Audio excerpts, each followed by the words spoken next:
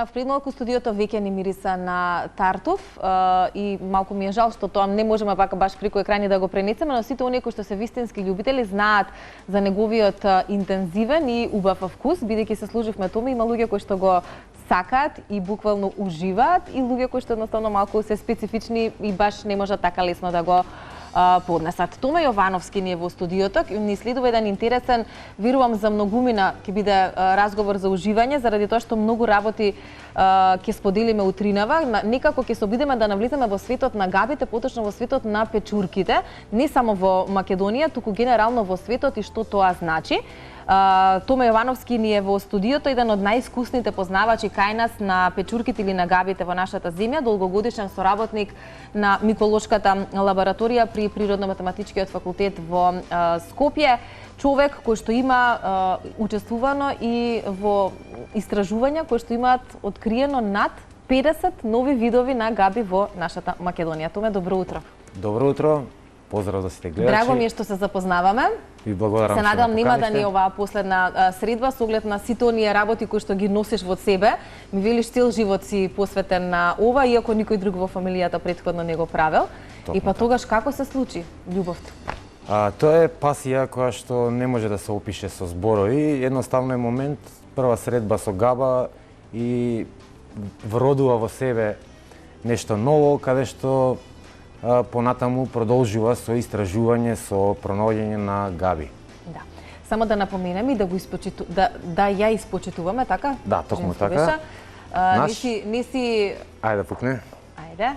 Ајде да пукне ово, браво. Ете така. Ова Не е си дојден наше сам, дете. туку си во друштво на твоето куче. Како рече, има неколку имиња кое како ќе ја представиме? Шишке бабче да ја представиме. Шишке бабче ќе ја представиме, твојата пријателка, долгогодишна, која што ти помага во откривањето 7 години сме заедно со неја, ајде да тартуфи. пукне. Ајде да пукне, браво.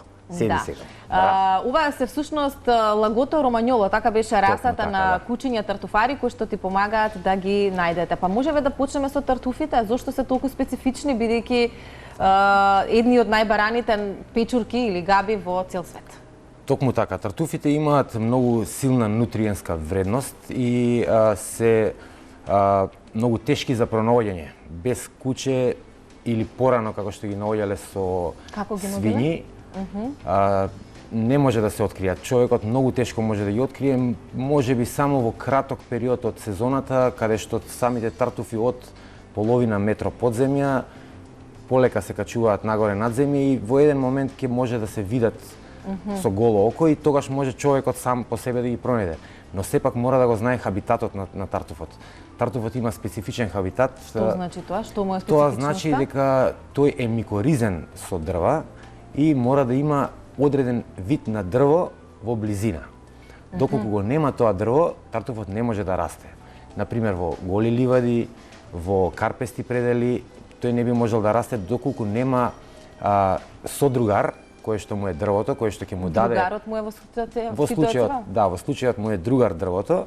Дрвото му пренесува на него фотосинтеза, бидејќи тартуфот е подземје, нема таа фотосинтеза, а тартуфот пак му возвраќа со шекери, со други вредности кои што го оплеменуваат дрвото на некој начин. Многу интересно. Јас ти кажам дека уживам во се ова што ќе го слушам допрва за габите, затоа што и една од темите така ја напишавме, откривање на еден сосема нов свет. Или како беше напишано во еден од вашите постови, светот на габите, свет кој што колку повеќе го истражуваш, толку повеќе се изненадуваш. Вистина е ова, Томе, и после толку години? Постојано се изненадуваш од нешто ново? Да, токму така е и со новата технологија. Некои видови кои што се сметале за еден вид, сега со новата технологија, со секвенцирање, со ДНК анализа, се одредува дека се повеќе видови, не само еден вид, и на некој начин тоа допринесува како резултат да нема труење од габи, да нема мешање на видови кој вид и на тој начин наша нова технологија ни помогна да можеме габите да ги разликуваме токму кој вид се вистински, а не да имаме дилема дали е тој вид или е друг вид. Да.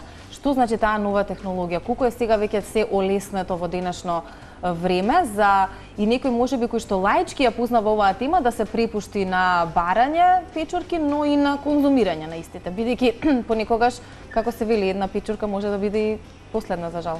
Токму така. Еве ќе почнам со примерот каде што една габа, позната како меденка, тоест Armillaria mellea, која што долго време се сметала за јадлива габа. Добре. Ја конзумирале многу луѓе, меѓутоа таа не била смртно отровна и имале луѓето само тешкоти во стомакот, тегоби, можеби повраќање, можеби лесни труења. Со нови анализи се покажа дека уствари тоа не е еден вид, дека не е Armillaria mellea, туку се 4 вида, кои што е Armillaria gallica, Armillaria mellea и уште 2 нови вида. И поради тоа се докажува... Имаат многу мали разлики една со друга? Тоа се разлики кои што не може да се видат ниту со голо око, ниту со микроскоп, туку е потребна ДНК анализа, која што ги одделува видовите на тоа така наречено дрво на габите и ги одвојува како посебен вид. Тој посебен вид покажува дека си има некои термолабилни, лесни отрови, токсини кои што на некој одредена група на луѓе им влијаат. И тоа се случува конкретно во последно време, околу 3 вида на габи има кои што се многу познати. Видот Paxillus е исто така, или позната како киселка, Ова се ми зборуваш за отровни печурки?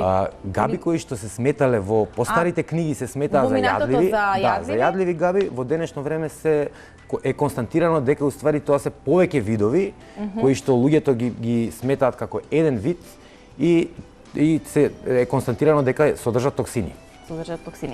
Ќе се навратам на една работа која што мене ме инспирираше да те повикам. Се случуваше нешто многу интересно пред само неколку денови во Маврово. Длабоко во шумата, една интересна работилница насловена во потрага по габи во Маврово.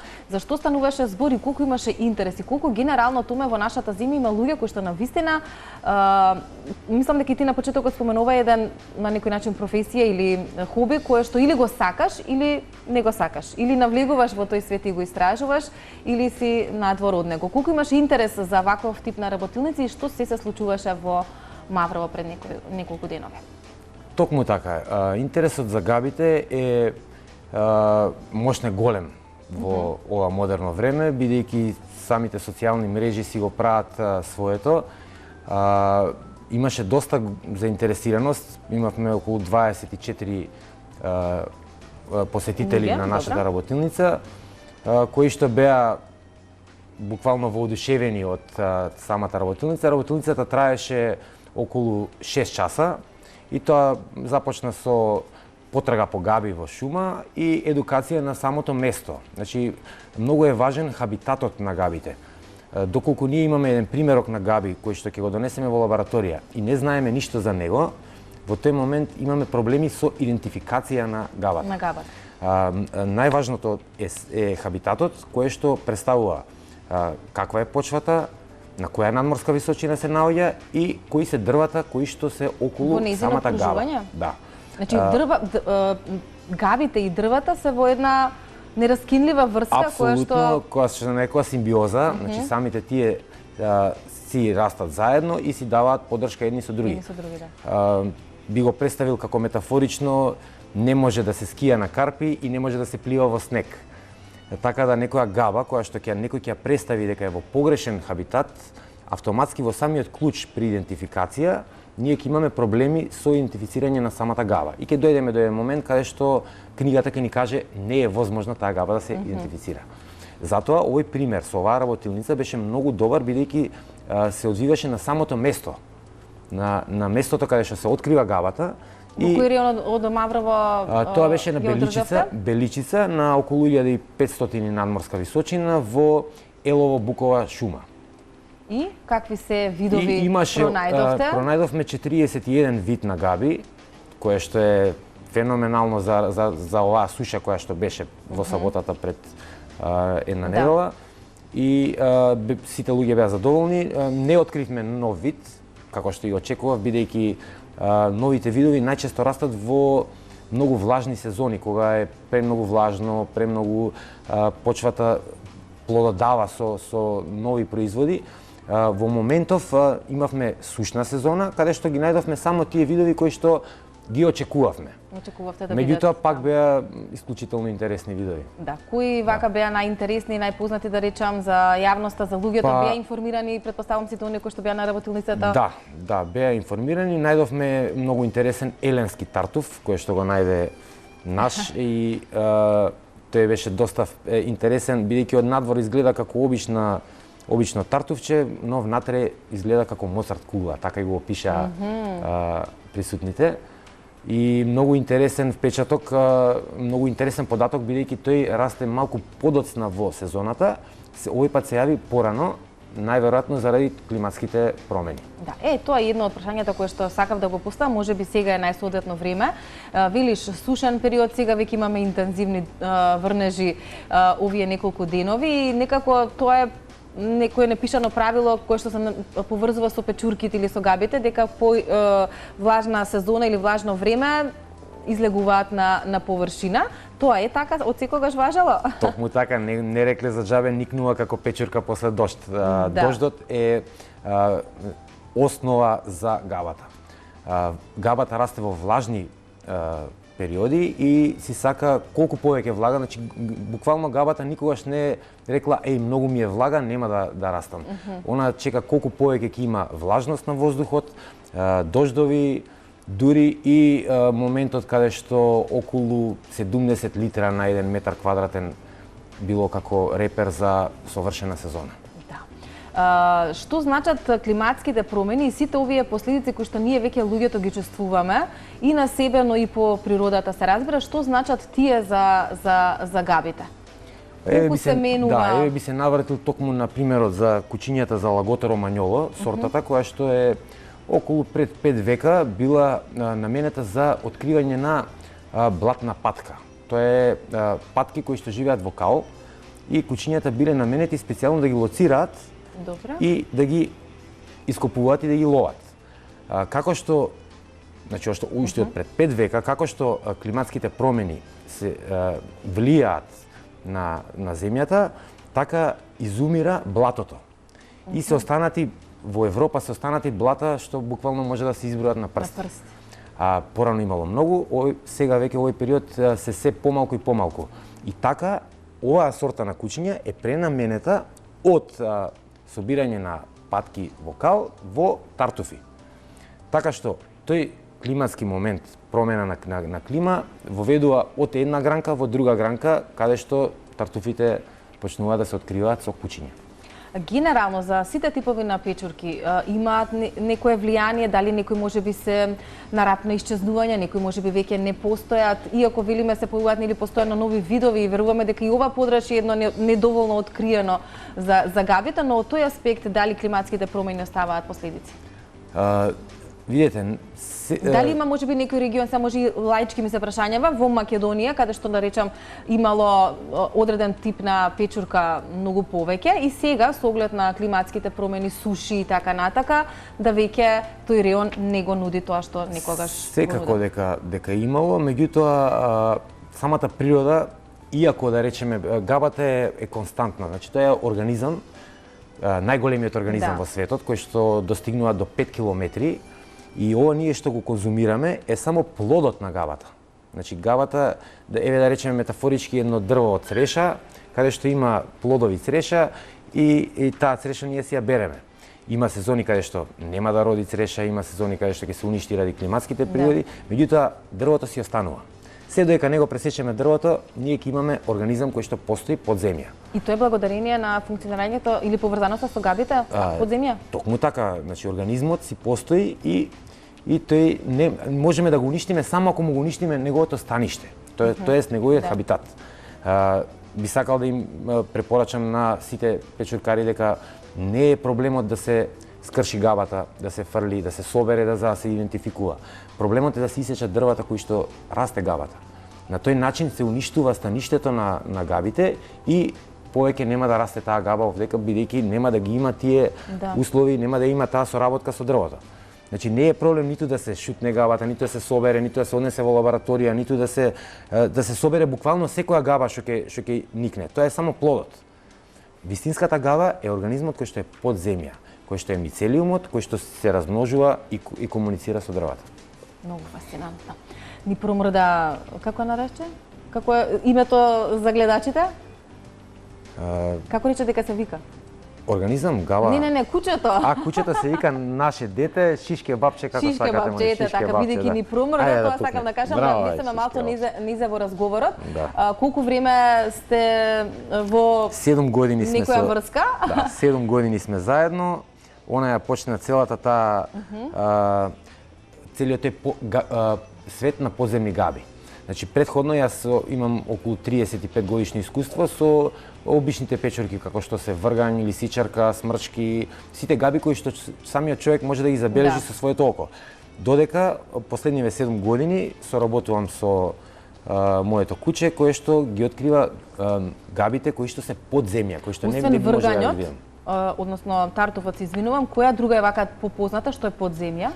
Така, значи подземните габи се, да речеме, околу 200 видови кои што се така популарни, кои што се моментално се работи на нив.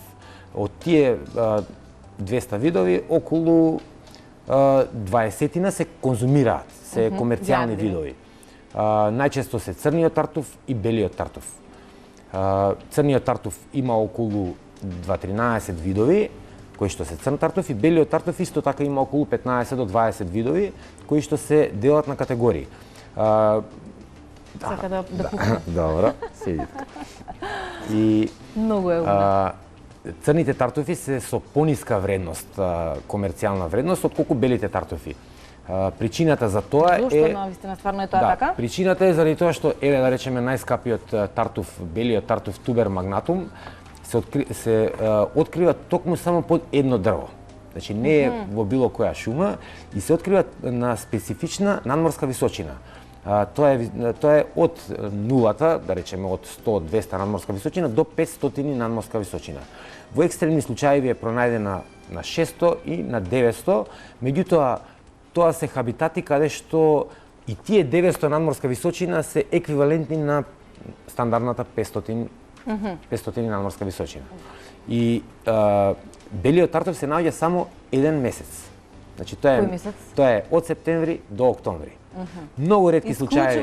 Да, многу ретки случаи може да се најде претходно во август и ноември и декември. Тоа е во екстремно специфични сезони. Значи може да биде преладна, може да биде претопла сезоната и да ја продолжи сезоната за тартуфот.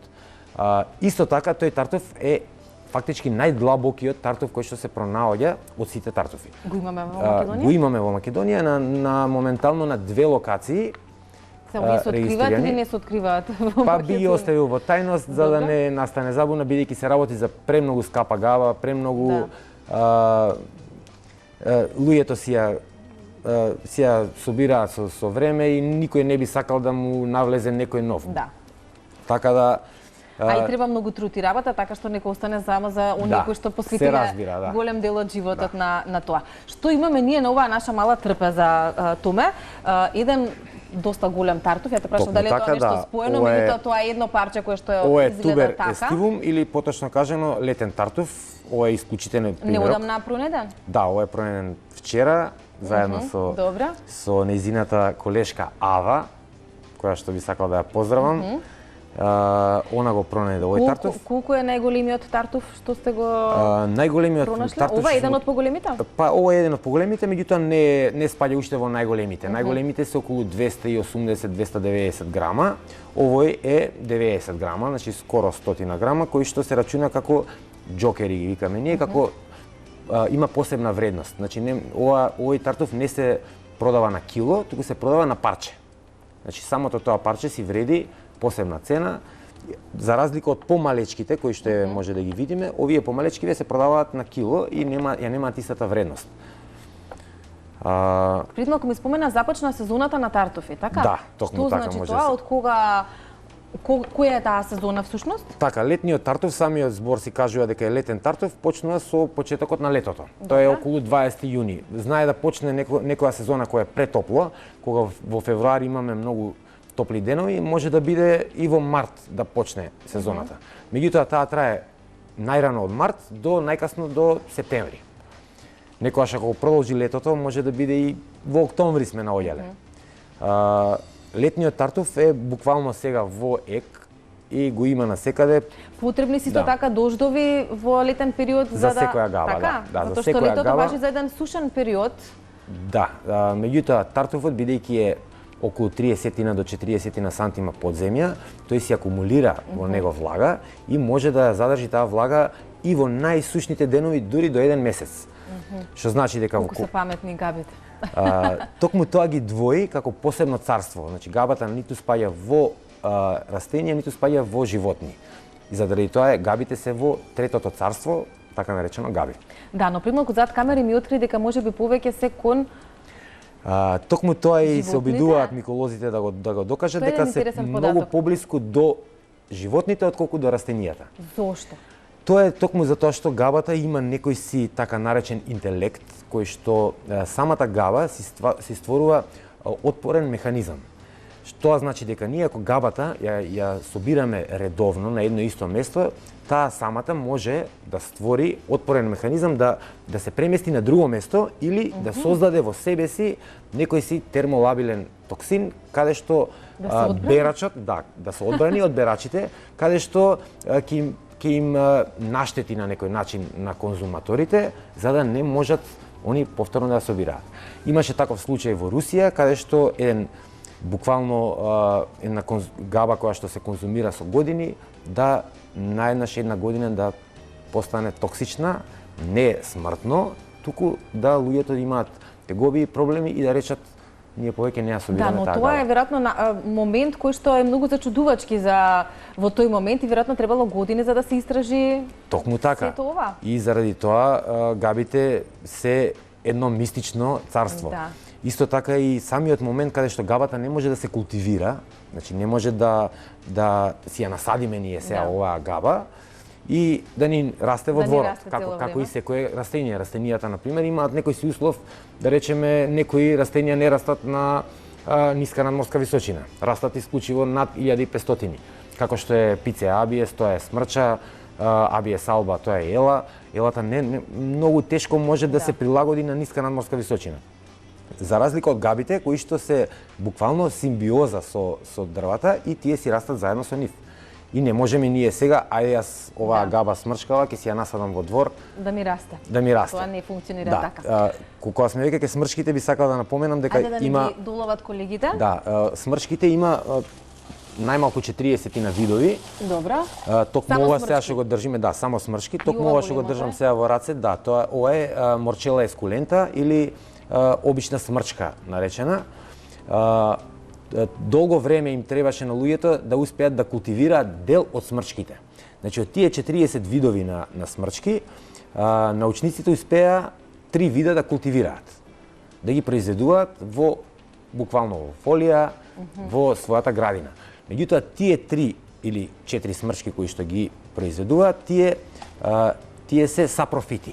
Значи тие немаат микориза и немаат контакт, не зависат од дрвата. Дрвата, да. Да, тие се биле многу тешки за култивирање поради тоа што начинот на спори е многу тежок да се култивира, да не се контаминира од друга габа, од бактерија и така натаму.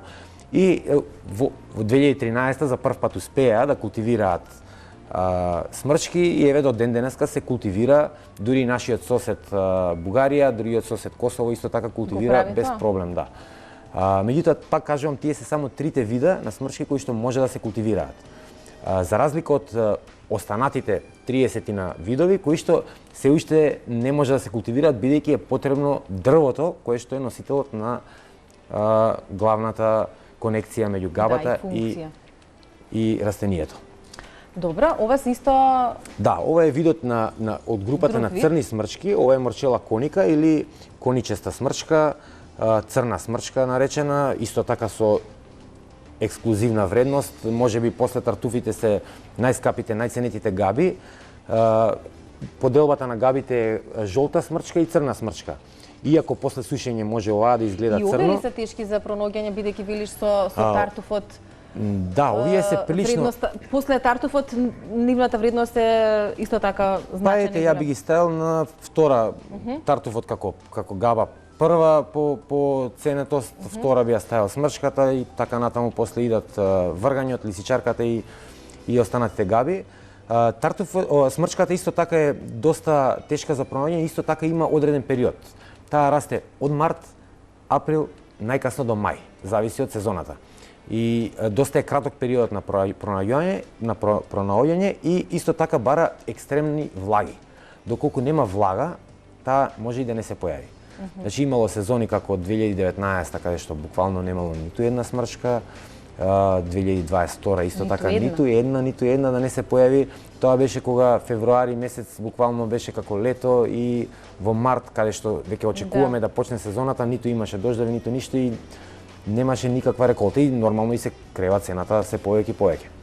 Исто така оваа габа смрчката многу сака изгорени шуми.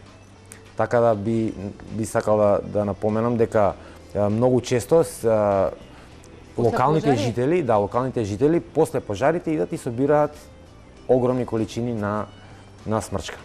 После не бил настан еден благодет на природата. Фактички на некој начин огинот ја стерилизира почвата и дозволува на смрчката да си расте природно колку што сака. Ни сподели дека ќе ни еден тартуф ќе исечеме, можам така да се изразам. Да, се разбира, да видиме внатрешноста. Да, големиот се разбира. Големиот, ќе имаме таа чест. Да, ова е ножето за тартуфи. Инаку, само да напоменам дека Томе, како ми рече, утрева, тоа ти е некој ритуал? Си каснуваш помалку тартуф? Да, си каснуваме тартуф. Си пиеше масло од тартуф, едноставно се од тартуф во твоето секојдневие. Да, токму така. И кучето се разбира дека... И крвната слика, и тоа си јаде? Си добива тартуфче, она ги наоѓа и тоа е начинот. Она е најзаслужна за нив, така е. Ова е специјално ноже за тартуфи, си има подесување на големината на круговите кои што се сецкаат. Тартуфот се сецка вака најчесто на пица, на шпагети, на јајца исто така е многу добро. И може да се види, може да се види структурата како изгледа внатре. Мирисот се разбира дека не може да го добават нашите гледачи, но е фасцинантен. Јас би го опишал како варено клавче, варена пченка. Да, мирисот беше таков, апсолутно се согласувам. Како десерт, но не се препорачува во големи количини, бидејќи има премногу нутриативни вредности кои што може да му создадат на човекот еуфорија. Аха, добро. Томе, она што исто така ми е фасцинантно за тебе и она што го нагласив неколку пати во најавата е дека си еден од оние кои што има учествувано во откривање и документирање на повеќе од над 50 нови видови на габи за Македонија. Тоа е значаен придонес за македонската микологија. Вие соработувате со професори од миколошката лабораторија. Што значи откривање на нови видови? Колку видови габи ние имаме во Македонија?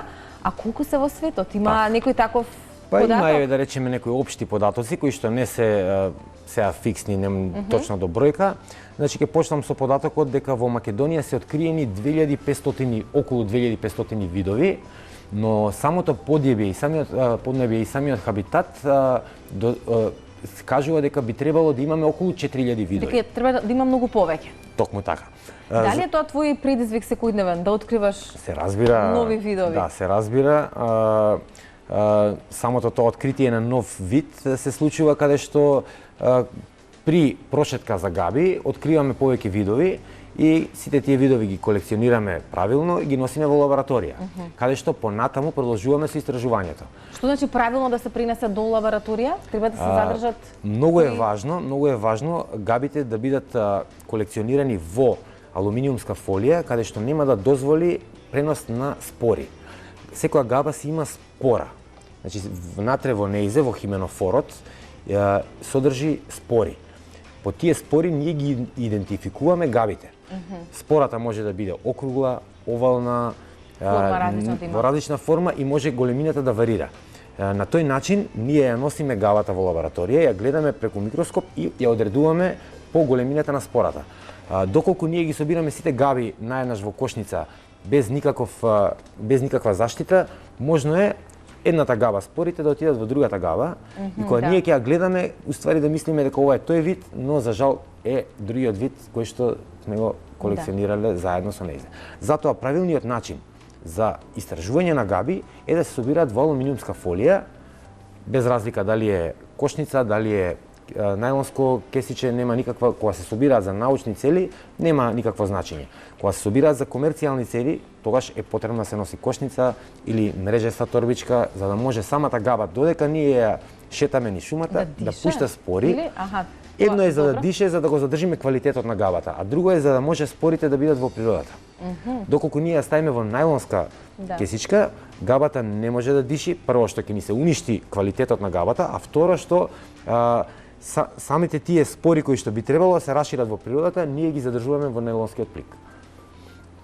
И да се надоврзам дека новите видови што ги откриваме, повеќето нови видови се резултат на тоа што ние немаме доволно собирачи на габи, подземни габи.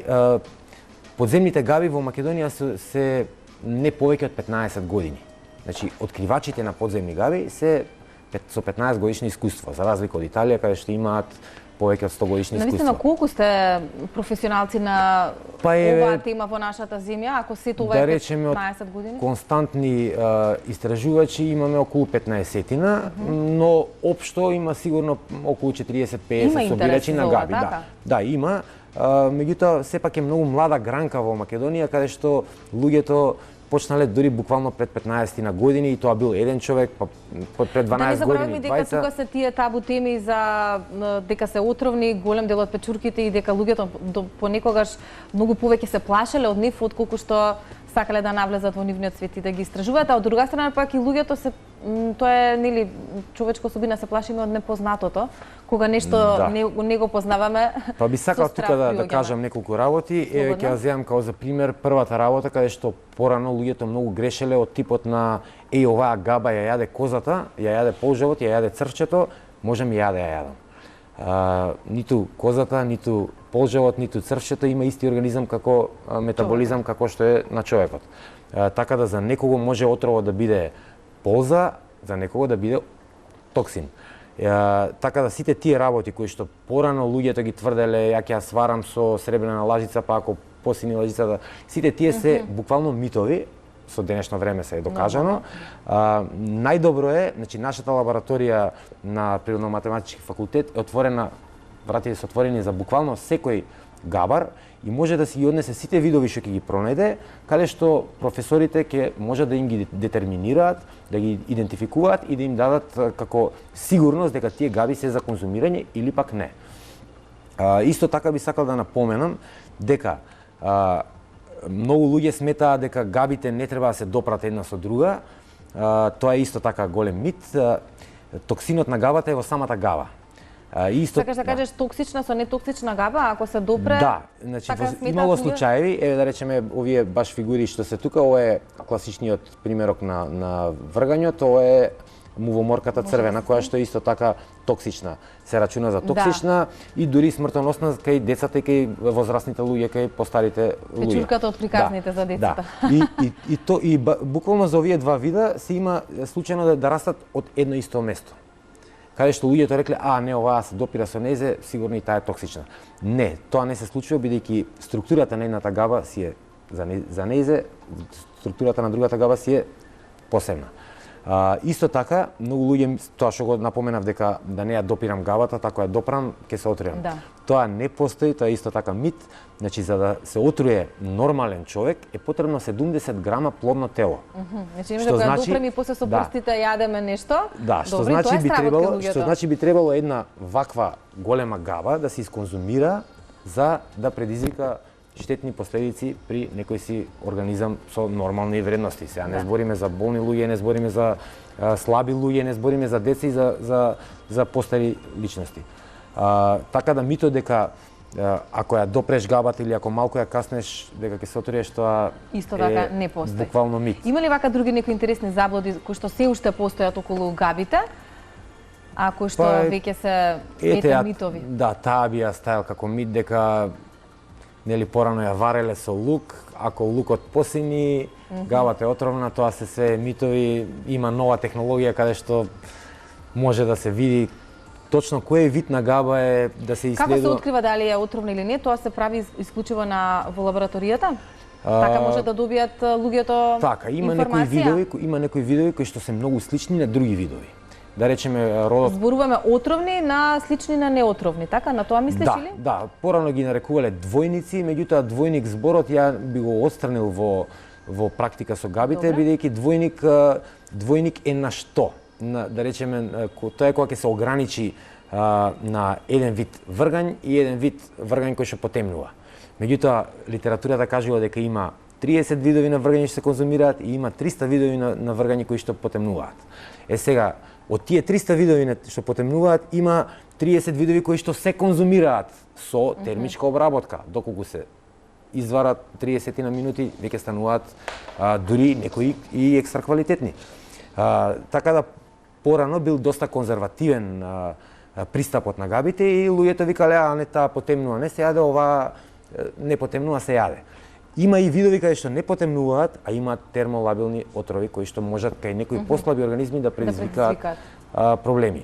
А има видови кои што потемнуваат, луѓето ги шутираат, ги сметаат за никако таа не ја допира и не дај Боже ќе се отреш, а уствари веќе германците покажуваат дека и тие се исто квалитетни колку и тие што се конзумираат комерцијални видови. Одлично. Ќе има ли наскоро некоја нова работилница на оваа тема? Токму така, се планира работилница на крајот на месец јули, која што ќе биде конкретно за пронаоѓање на тартуфи, но се уште не е оформирана програмата и не е лоцирано местото каде ќе биде. Тоа се лоцира отприлика една недела пред настанот, за да може да се видат... Каде се најповолните услови, веројатно? Да, за да се види каде паднале повеќе дождови, каде има... Сепак ја пред да се одржи работилница, јас одам со кучето, истражувам дали е тој погоден терен. Не би сакал да викнам гости кои што би се случило да воопшто нема габи. Потребно е да луѓето се доаѓаат за да видат. Дали сте секој викенд некаде или секој ден можеби некаде? Да, токму така, секој е сабајле, тоа исто Тебе тоа животот ти е посветен на печурките, така? Токму така, да, последните 30 години е токму само за габи. Да. Се изненадуваш се уште од нешто ново? Се разбира, да. Што те фасцинираше последно? Па последно откривме нов вид на габа, која што е многу и убава за лик. Тоа е Microstoma protractum. Тоа е еден исклучителен вид кој што е откриен само на неколку места во светот и се смета за доста ретка габа. Е заштитена габа сепак кај нас и тоа е откритие кое што на секого би му донело. Да, токму така, да. Ја открив со помош на мојот чичко, кој што би сакал да го поздравам, Саша Јованов. Он ми го потенцираше местото и така ја откривме таа габа. Исклучително ретка габа и е една од листата на нови видови на габи во Македонија што се пронајде. Колку постојат во светот, бидејќи споменавме, нема можеби најригорозна бројка, постојано овој свет нешто ново. Така, ако ги ставиме општо габите, ако ги ставиме општо габите со се алгите, со се микомицетите кои што се тешки да се видат со голо око, тие се гледаат преку микроскоп, се негде околу 2 милиона видови габи. Од тие 2 милиона видови габи, како информација, само 1% се габи за конзумирање. Значи, премногу малку. А ако ги ставиме габи како печурки, односно плодни тела кои што се гледаат со голо око, кои што се анализираат, има некако околу 5000 видови кои што се засебни. Сега на тие 5000 видови со новата технологија се откриваат и подвидови, каде што еден вид кој што се рачунал за еден вид, сега веќе се рачуна за подвид, варијација, форма, некои примери. Форма и така натака. А во Македонија колку ги има? Колку е нашето поднебје? Околу 2500 видови се откриени, меѓутоа самото наше поднебје укажува дека би требало да имаме околу 4000 видови. Со тоа што ние имаме мал број на миколози, луѓе кои што работат конкретно на таа тема, е резултат на тоа што ги немаме откриено останатите видови. А иначе имаме огромен потенцијал. Токму така, планинско место. Да, нека биде покана да луѓето се приклучат малку посериозно можеби кон микологијата, затоа што велиш не достигаат луѓе, а сепак е ова еден свет кој што постојано нуди нешто ново за истражување.